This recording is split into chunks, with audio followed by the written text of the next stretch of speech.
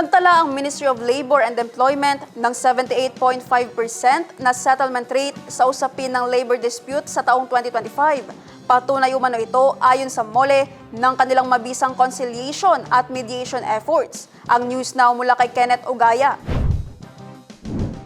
Ipinakita ng Ministry of Labor and Employment, BARM, ang matibay na performance ito sa pagresolba ng mga sigalot at paggawa na matapos maitala ang 78.5% settlement rate sa ilalim ng Labor Case Management Program para sa fiscal year 2025.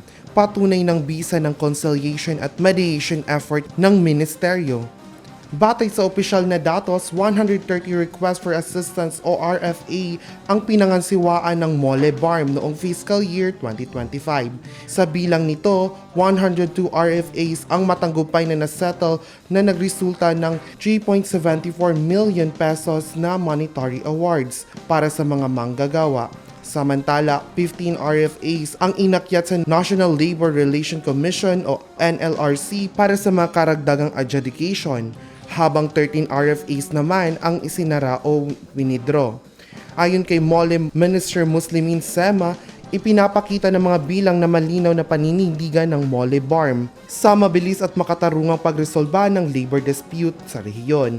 Ang Labor Case Management Program ay isa sa pangunahing mekanismo ng MOLE BARM sa pagtugon sa mga uksaping paggawa ng antas sa rehiyon na layong magbigay ng accessible at responsive services sa kapwa workers at employers.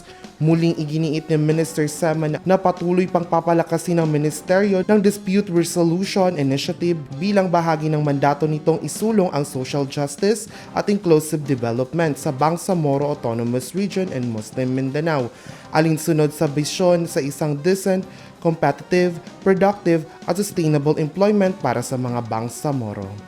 Kenneth Ogaya, iMinds, Philippines.